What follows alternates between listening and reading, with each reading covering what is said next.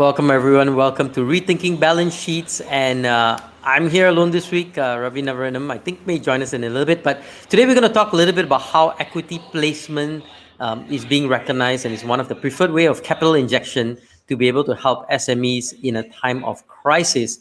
And joining me today will be Dato Zaha Rina, who will be joining us. And already I see Ravi on the other side. He's put up a comment out there. He says, "Good morning. Looking forward to experience the first-hand account of major equity transactions, dissect the tactics, and relive the excitement of the success and share price performance of a successful equity fundraising exercise." There you go, Ravi's. Just can't keep him away from this show. He just loves it. So today we're going to talk about how equity placement is able to help SMEs in times of crisis. And just to quickly introduce our guests, right? We're going to have Dato Dr. Zaha Rina, a director of Sage 3, who has more than 30 years of experience in the financial, commodities, and securities industries, and also in the development of the Malaysian capital markets. She was previously CEO of RHB Securities Berhad and the head of exchanges for the Kuala Lumpur Stock Exchange, the KLSC. Now it's known as the Bursa Saham Malaysia, right? And today we will be talking about how equity placement is being a recognized and one of the preferred ways of capital injection that is able to help SMEs in this time of crisis. So, Dato Zarina, thank you so much for joining us. And maybe very briefly, you can tell us a bit about your involvement in this whole space. Good morning. Hello, everyone. It's lovely to see you again, and especially you, Roshan. I think thank you for doing a lot of webinars with us during the lockdown, initially. And, it was a nerve-wracking experience for all of us to do suddenly everything online. So where did I come from? Where is it? And why am I on Sage 3? And how I've managed to come into this space. Actually, I was at the stock exchange. I was in the derivatives exchange first, when I joined in 2000. I was in a family business for 18 years, and my family allowed me to go into commodity broking.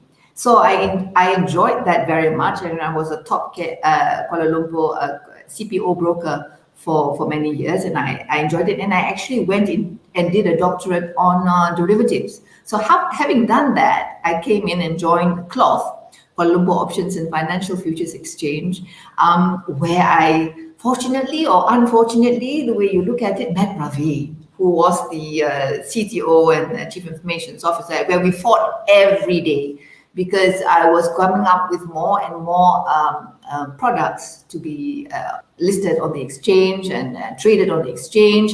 And, he was always saying, no, you can't do this. No, you can't. So to cut long story short, we fought every day, but we worked very well every day. So when I left the stock exchange, I was CEO, head of exchanges, actually, for both the derivatives exchange, stock exchange, and they had offshore exchange. And I left to become CEO of RHB Securities. And after that, I left and I went overseas and had a stint in Singapore, in the Gulf. I did Bahrain Financial Exchange, and I came back and then joined Ravi and Derek at Sage 3. So yeah, that's a very long story, right? No, very, very, very colorful and full of very, very exciting. And I think you're the right person to talk a little bit about funding in the market space, right? So maybe just to lead on and then to kickstart us, maybe you can talk a little bit about the types of funding available in the market in general. Especially I think we're zooming in specifically for this SME guys, right? Yeah, we're zooming in on SMEs, but at the end of the day, if you think about it, right, when you're looking at funding, it depends on the life cycle of the business, okay? Whether you want to have a startup or at the end of the day, when you want to become a business. When you first start a business, and you can either have equity, which is you are owning the business, or you can have debt, right? So I think when you look at the graph, at the very beginning, you will need equity, right? Because the business risk, at the high risk, you have equity. That's why equity always demands the highest return when you are placing or when you are investing. Unlike debt, where you can only get debt after you have had your life cycle of the business, running a business, you can show your profits, you can show a little bit, then there is an inverse relationship between your debt and the business risk. So normally, as the business goes on, your business risk will go down. You can get debt, right? So initially, well, where do you get debt? You can get debt from the private markets. You can get debt from the public markets. Of course, initially you can get the founders will put in the money. Then you have a venture capital, and then you've got also your private equity firms, right? So the narrative of the business and your business plan, etc., is very important. So therefore, then with the debt, then you have the ordinary shares, then you have the preference shares, and then after that you've got the shareholders coming in and even giving loans. So what do you want to focus on today is for SMEs, right? And where they get their money from. So generally, at the very beginning, it'll be the founders, the venture capitals, and private equity if the story is good. And of course, you also have specs, which you had before, where the shareholders or the people who are the promoters of this spec become very, very important, because then they will have to have a good story, and the people behind it are important, because they will have to identify the assets they want to buy, and then within that get listed, get the money, and have a specific time frame where they need to actually spend the money. Okay, so Interesting. And I think you make it very simple, right? There's debt and equity, and if you jump into this equity, right? I think there are different types of equity also, right? absolutely. And you sort of talked a little bit about a couple of those, but how aware should be about the different types of equity, and how best should we leverage this type of equity? Well, at the end of the day, when you have equity, you mean you have your ownership. And then there are different types of ownership, right?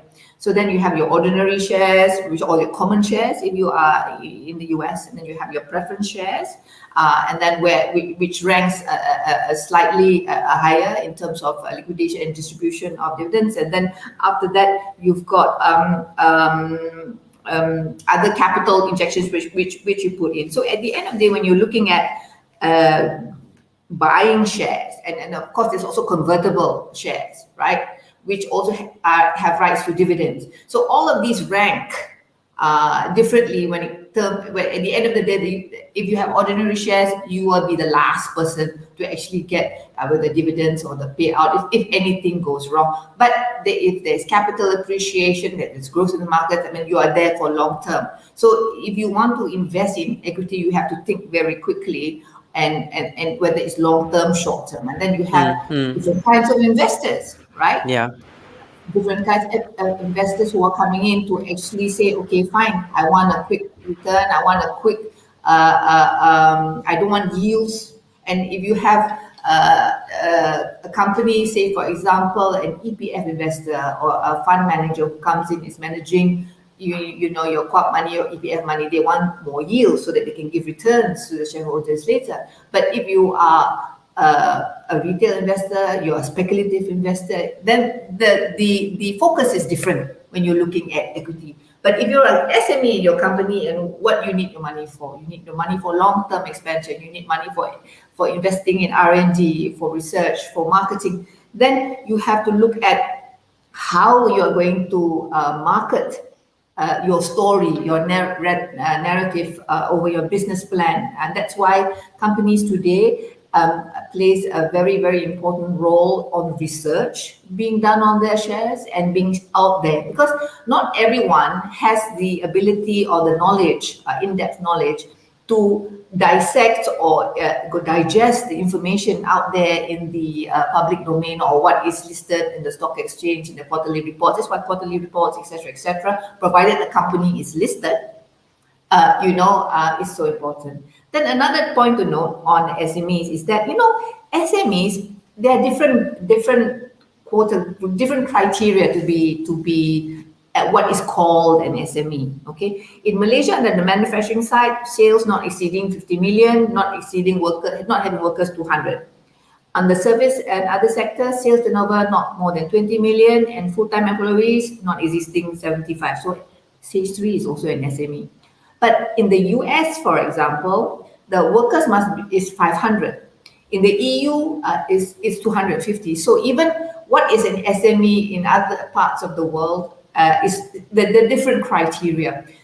in the grand scheme of things, a lot of the companies listed here, even in Malaysia, are actually by global standards SMEs. Okay, so just putting things through perspective. Perspective, yeah. No, that's true, that's true.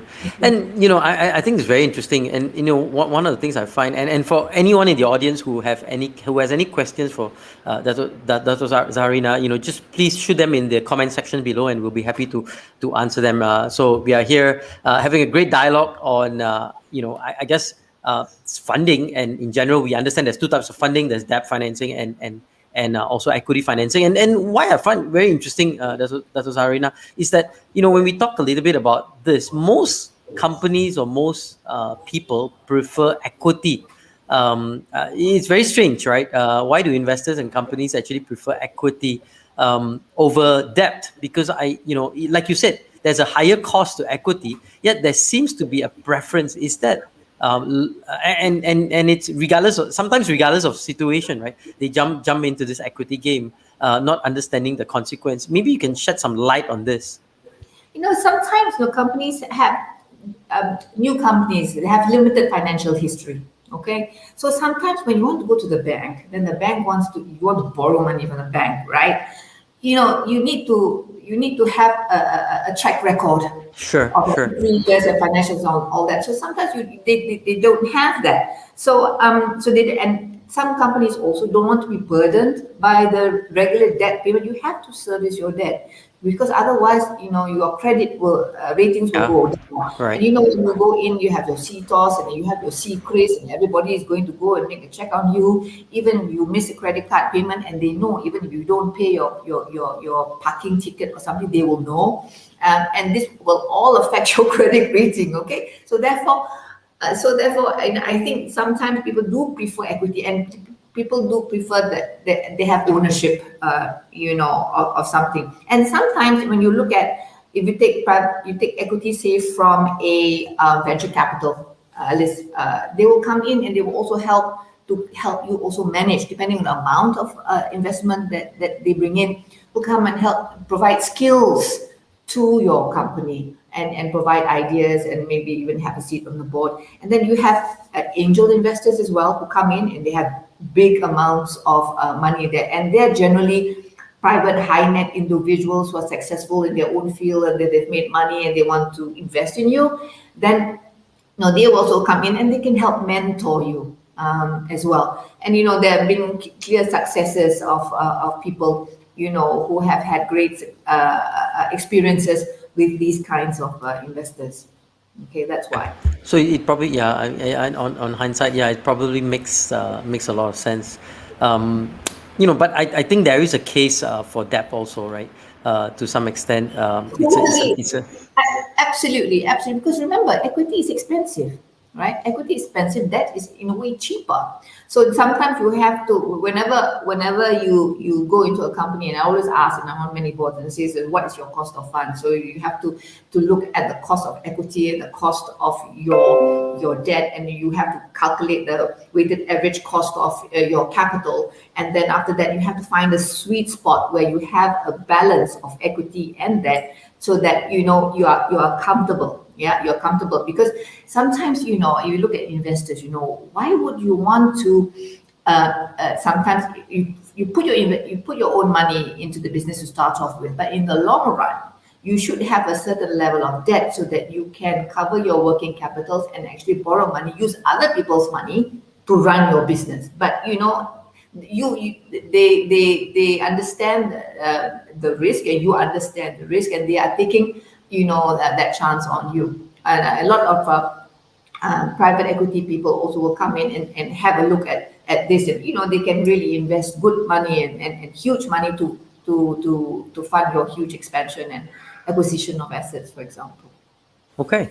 And no, that's fantastic. And I want to zoom in a little bit, because I think one of the biggest issues that people have is trying to understand some of the differences between what we call private placement, rights issues, and bonus issue. Maybe you can help us to clarify and help us to understand these differences. Okay, so when you're talking about private placement, you're talking about placing a number of shares to a specific number of shareholders. Okay, so that's private placement. All right. So rights issues is the when you have the shares available and the existing shareholders want to equal their shareholdings, it can be and are issued rights to buy more shares in relation to what they already own, okay, for a different period of time. But the rights issues, you can also sell your rights. You can also not take up your rights if you wanted to, or you can just let it lapse. So for bonus issue, it's issued by a company to existing shareholders in specific proportion of their shareholding, but based on what are the reserves they have or the profits they have. So it doesn't cost them uh, uh, uh, uh, anything because the company is actually giving them actually what is already theirs. But what happens when you have a bonus issue is sometimes the share price of the company is listed, sometimes it will adjust downward because there are more shares in the market, but the market cap is actually still the same. Yeah.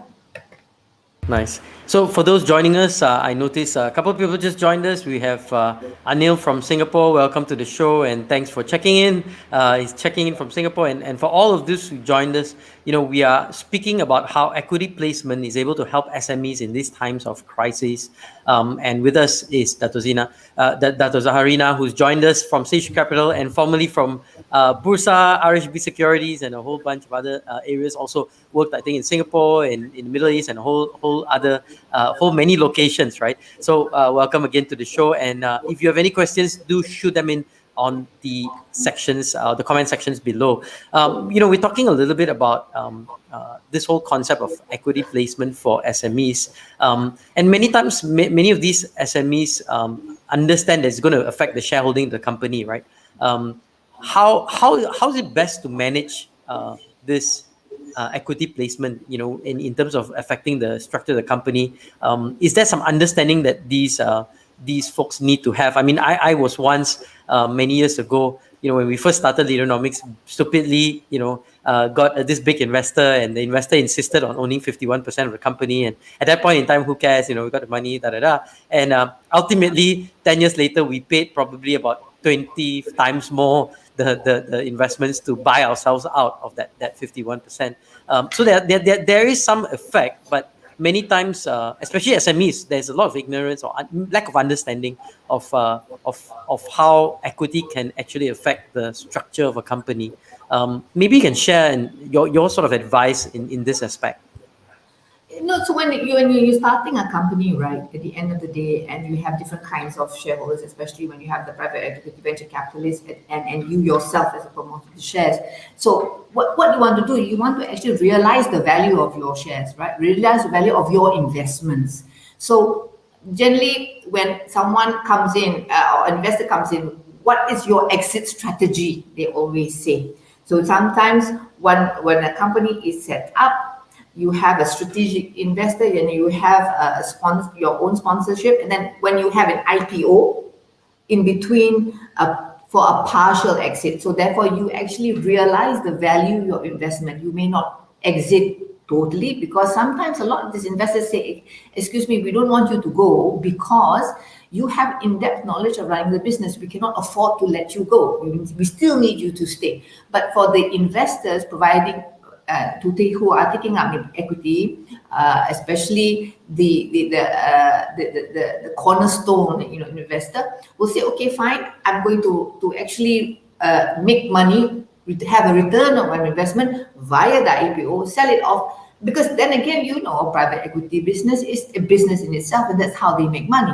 If they don't have to, if they don't exit, if they don't realize the investment, then their own business model goes, right? So that's why it's very important, and it will. And if you look at a shareholding of the company, and even when you wanting to get loans from or get debt, the bankers will have a look and say, okay, what are the demographics of the shareholding of your company? Is it very much private equity? Is it very much individual? How much does management own? How much is the retail? And if you have how much is the public flow? And remember, I told you that you can get funding both from the private market and then the public market. So the public market is the founders, venture capitalists, and private equity. And the public market, then the institutional investors will come in, and then the retail will come in.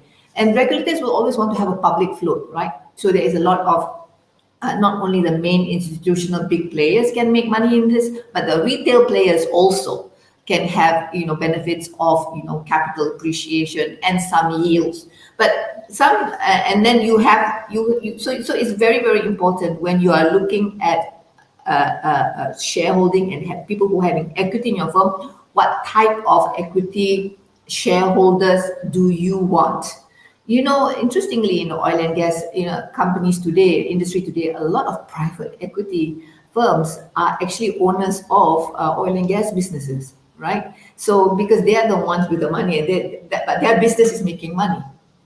Okay, so it's different. But again, and today you're having also small time investors, and because even trading of equity for SMEs has evolved throughout the years. Okay, there are no more scripts, there's no more delivering of things, and even annual reports today are no more in big bulk. Very few are being printed. A lot of it sometimes on CD and thumb drive, and online you can get these things because we have evolved, right? And AGM's example also today. So it depends. So when you're looking at having these issues also, when you're talking about rights, I forgot to mention earlier that when you have rights issues or new issues of shares, sometimes it dilutes your shareholding. So people are very, very concerned about having a certain percentage to actually run the business, have ownership of the business, and actually be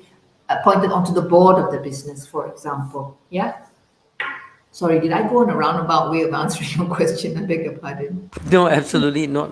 No, and I think that's an important point, just to understand that dilution happens, and it's something that I guess SMEs need to be aware of their implications down the road for their dilutions, but not necessarily at this point in time. I think the big question has always been valuation. Yes. It's how do you value equity, right? I mean, that's tough, right? Even now when we go out to investors, everyone has different perspective of valuation. So how does even is an SME looking at saying, I'm looking at the equity round, how does one value the organization, and the entity?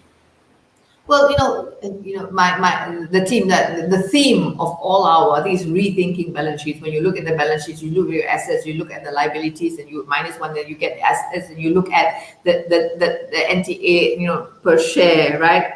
But so therefore, but then again, you also have to look at going forward. What is the potential of this particular company? What is it going to do? So when you are listed, when you are listed on this main board of the Malaysian Stock Exchange, you have the main board, ACE board, and then you've got the lead. You have the looking at the balance sheets, you look at the profits, you must have to look at the market cap, and then you have to look at the infrastructure, which means what do we have going forward. So therefore, when you look at that, and then there's also a lot of interest in when your stock is being traded, and the stories, and you have a lot of public information or news releases onto the company of what you do. So this is why companies like to actually come out with stories and new projects for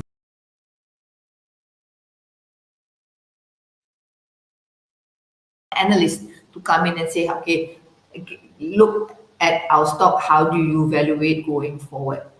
And don't forget the value of the people running the business. Okay, so that also affects the valuation of the equity. Fantastic. Thanks for that. I think that's always been a bit of a question that everyone asks, in regards to valuation. We're going to take a quick short break at this point in time, and we'll be right back here on Rethinking Balance Sheets. We have with us today Dato Zaha Rina, who is enlightening us in terms of the whole equity piece, in terms of how do you raise funding, especially when it comes to leveraging equity. With that, of growth. Oops. Jackie 啊，你要唔要聽下啲咧叫 app 叫 Necole？ Nicole 睡着啊？唔是啦，我甲你讲 app 了嘛。给你看啲你讲你看，伊加了有真正是 article、podcast、courses 嘅啊。我甲你讲啊，你爱变好命，你爱好命，爱好命啊，爹哋你爱趁钱无？吞这类咯。啊，所以啊，你特别 on call，做咩事？你读了啦，你看诶 article 个了，你读了，你变真高嘅，知无？唔嘢无，诶，来我看有啲。年你看啲 article 看按照好命，按照趁钱类，哇！哎呀，你讲他。你一个人看好了嘛，就来就搞。有啦，甲你讲了嘛，你咪听，当今你特别去看，特别看个了，拍个了，你讲你真高了，我 OK， 好，你先好来。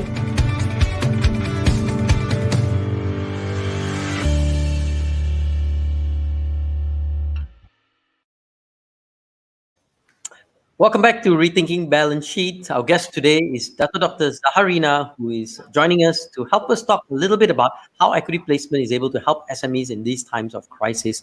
And we were talking of a number of things. We talked about the funding, the two types, as debt and also equity. We zoomed into the equity funding piece and trying to understand the different types of equity available, and how you can manage that in your organizations and also I think the two markets, right?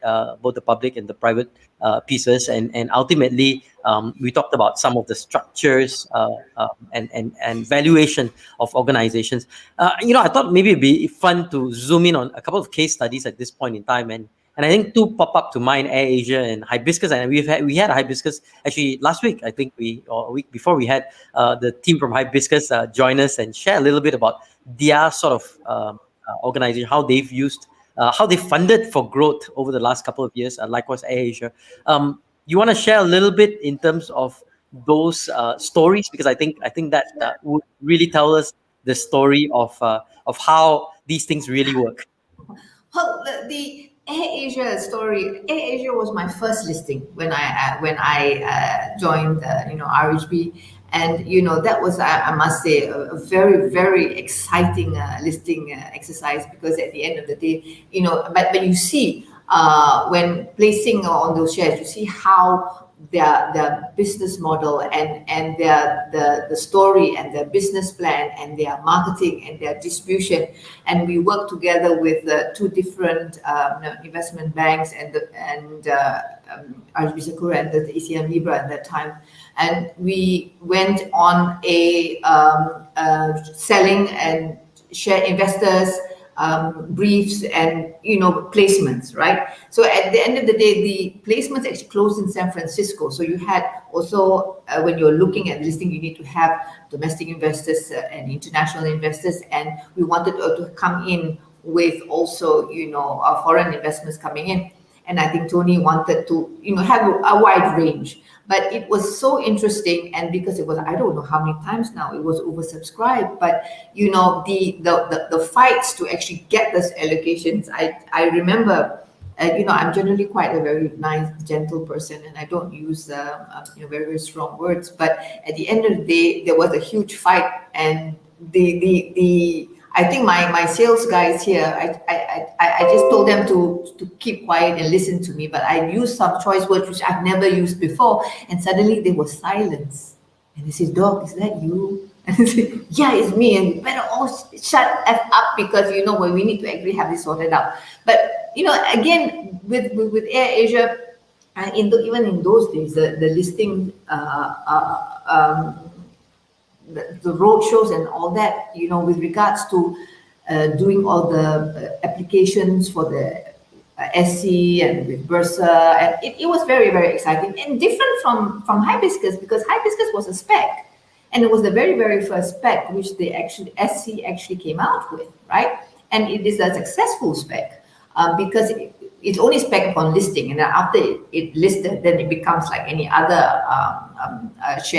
shares which is listed on the Bursa. And of course, in those days, there was just the main board, second board, and now you have main, ace, and leap. So it's slightly different. So I think there are different lessons to be learned from all of this. And in those days, it was a lot of telephones and emails and things like that. And now, today, with the social media, with the hype, and people, information more readily available in the public domain, the research and the technology behind it is totally different. Of course, A is a different industry, hibiscus is a totally different industry as well. So again, different things that make up a very interesting, IPO. Fantastic. Yep. And I mean, just kind You're of. frozen here. Oh, I am. I'm frozen. Is it? Can you hear me, guys? No. Hello. No. No. Hi. Can you guys Can hear you me? hear me though? Yep, we can hear you. Yep, no problem hearing you. All Oh, right, good. First we time something's happening to your computer and not mine. okay. Okay, So okay, okay. Okay. all right. I think at the end of the day, Maybe we can talk a little bit about the perception of analysts and investors. sure, go ahead, please. Yep. Go. Okay, Let's let's speak talk about about the. that while you are trying to sort out your IT, perhaps, right? Okay, fine. So yeah, let me just talk about, if I may, while Roshan is having his technical problems. So when you're looking at, like I said to you, with the different industries, right? And so you're looking at investors looking at risks. Okay, how do we perceive that? So the trouble with this risk is sometimes investors they need to have adequate understanding of the risk and volatility of the markets and the current market situation when you are actually raising money at that time. Now I am having, okay. So diversification generally. So if you buy a stock, trying to diversify your risk, and you have to know what is your risk tolerance and risk appetite. Your risk appetite may be great, but unfortunately, at your current financial position, your risk tolerance might not be. Okay, so therefore, I think all of these things you need to actually know your own self, your own financial position before you can actually do the investment. Now, if you look at the funding for a mode of an IPO now, as opposed to what it was for many years ago, I think the evolution of technology, as I mentioned earlier, right? With no share scripts anymore, then you've got now electronic certs. You've got the stringent processes actually enhanced. They're tightening the screws on all these listing requirements. A lot of spec screening traction in Singapore is also coming up. Jumping on the bandwagon, but if you are a spec, actually, if I do believe the research shows that if you want to launch a spec, the best valuations will be given in the US markets. I think ACE markets, I think, is also a good alternative. In those days, it was Nasdaq, right? It was the second board, right? And I think my team will just come up with a few examples to say that Ramsol Group raised about 25 million in the 13th of July, and Nescom raised about 45 million in June 29th, and Haley Group raised about 20 million in July 21st. So that's also a good place for you to raise relatively smaller funds rather than in the main market. Then you've got the LEAP markets where you have only like high net worth individuals, sophisticated investors, they say, to invest. And a lot of SMEs, emerging companies that introduced there in 2017. And I think we have 45 on the LEAP market listed today. And on the ACE is 218 and 972 on the main market. Okay. So yeah, so a new flurry of investors coming in with new trends and new investors looking now at ESG focus. And I'm sure the Hibiscus team spoke to you about the ESG focus today. So now banks are going to lend you money if you want debt, but you have to have a very good ESG rating. And even younger investors, they are very passionate about the environment and social. With the governance, more so rather traditional. But they're more interested in that. No, if this company is good, now I will put my money there. Okay, so they are very green based now investing. Okay, yes, Roshan. And yeah, and I guess the last bastion is IPO, right? It's IPO funding is something that everyone sort of talks about and craves. And maybe you can share a little bit on that, on its evolution and where it is today, and what should be we thinking towards getting, especially for SMEs, thinking towards getting towards the target of an IPO funding. So if you want an IPO funding, then again, okay, so say just focus on Bursa Malaysia. I'm Malaysian, let's focus on Bursa Malaysia. You have this profit test of 20 million that you must have.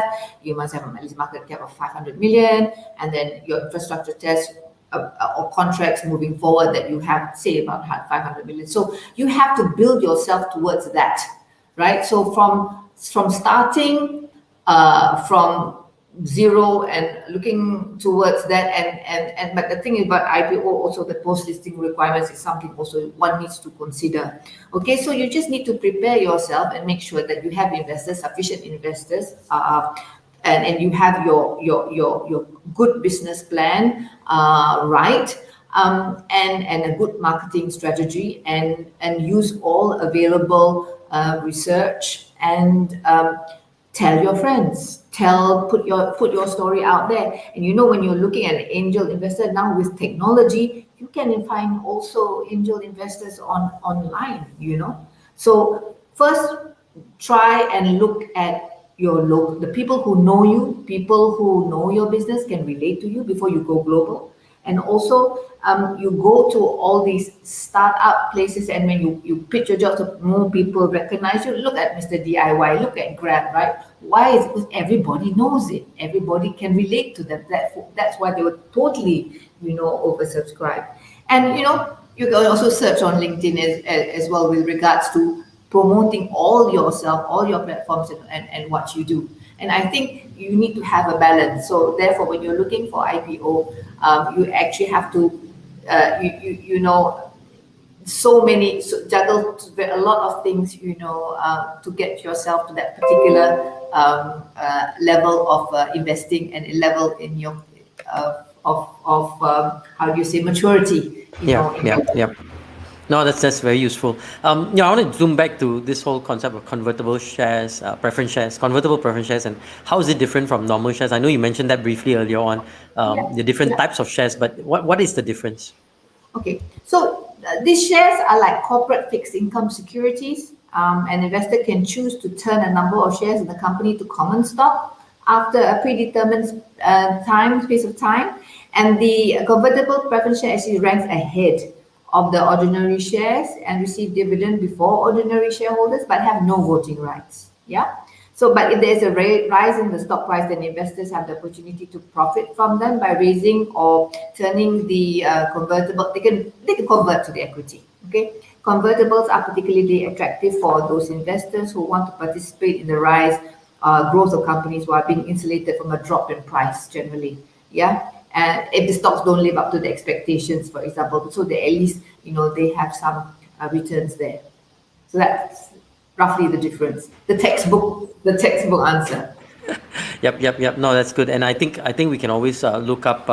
And I think for those who are exploring potential route to IPO or potential route to some form of funding, Sage 3 is there to advise, I think, and also to help SMEs and also organizations that may be looking towards that. I believe so, right?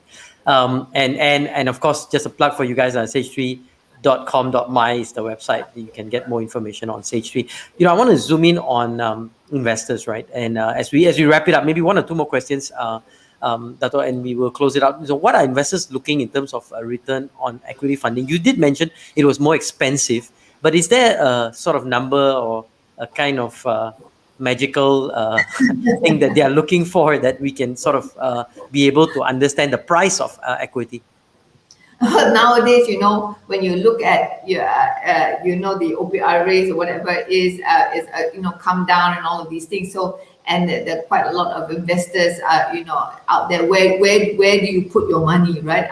I don't think there's any magic number. So if you put your money in the bank, you want 5%, you want into dividends, what are you going to get? It's always the opportunity cost, right? So between, I could say I want 10%, somebody else could say they want 5%. It's different. But generally, when people are investing in a company, what do they do? What do they need? They want capital appreciation or they want dividend? right? So therefore, whenever you're listed on the stock exchange, it's always important to actually show a very active return, liquidity, so that and good steady pricing for your stock. And it's always good to give dividends, because then you tick the Yep. investor box, right? Fund Yep. manager Yep. box Yep. of what you're looking for, right? So you tick all these boxes. So and you are liquid, and you're in a liquid market, right? So that you can actually go in, buy and sell your share. No point having a huge portfolio of an X number of stock, but you can't get rid of it. Nobody wants to buy it, so it's very, very difficult. So it must be very, very liquid. So there you go. That's one. But perhaps another point to consider would be the liquidation preference. No, though you wouldn't want to invest in a company that will go bust, right? But some things worth looking at if you're a risk taker. So what happens if you have an equity put? You'll be the last person to get paid out. Also, you need to reconsider probably the reinvestment of your dividends. And historically, the reinvestment of dividend income has been quite a great source of compound growth. Of course, the total return of non-dividend paying stocks is entirely based on capital appreciation. Okay, so but in general, investors do expect lower risk and returns for preference shares, though, rather than common stock or ordinary shares, because dividends on preference shares are fixed and preference shareholders have a priority to dividend payment. Got it. Got it. Yeah. I want to close out by I know. I mean, this new term mezzanine financing that is being touted out, right? And when you talk about equity funding and mezzanine financing, what's the difference?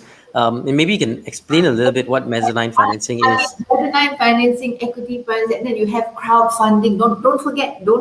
There's also equity crowdfunding. You can go out there and you have a Right. great story. They have many. Yep. ECF, yeah, we pitch in and all these guys, yeah. Mezzanine, like the term says, mezzanine is in between the equity and then the crowdfunding. So and you know what? A lot of these things, interesting. These are on YouTube. You can go in and you can teach yourself lots of things on YouTube, and I do hope you do, because then there will be interesting stories on how you can invest, why you want to invest, and the differences between the various products and stocks and instruments available. And then you're not even going to talk about warrants, which are also listed, and REITs, which are also listed. You can have a warrant, which is really a long-term call option. Then you can buy a particular stock at a particular point in time at a particular price. Now that's my forte. That's my first love. Derivatives is my first love. So and the pricing of that. So that's actually the most interesting, but a topic for another show, I suppose. Sure. So and I think that's interesting. I mean, there's a couple of layers of even that of equity funding, with the equity funding and mezzanine financing, and of course ECF, which is equity crowdfunding. So very interesting, and I think we've been zooming in. I think it's been 20 plus episodes now. We've been zooming on a number of things, and yesterday was Malaysia Day. So as we close out this episode, Dato, what sort of closing message, not just to Malaysians, I guess to everyone out there, what sort of advice would you want to impart with us as we wrap up today, and your final thoughts for today? No, my final thoughts is for Malaysia, and I think SMEs. SMEs are actually the backbone of any economy. Okay, and the SMEs in Malaysia, there are 1.2 million of them here. Not all of them are listed. Okay, but they have been suffering a great deal. So I would like to actually encourage private investors to actually invest in SMEs. And in fact, a couple of days ago, Stage 3 actually presented to the Minister of Finance that we should have a tax incentive for private investors to invest in SMEs, so that in fact,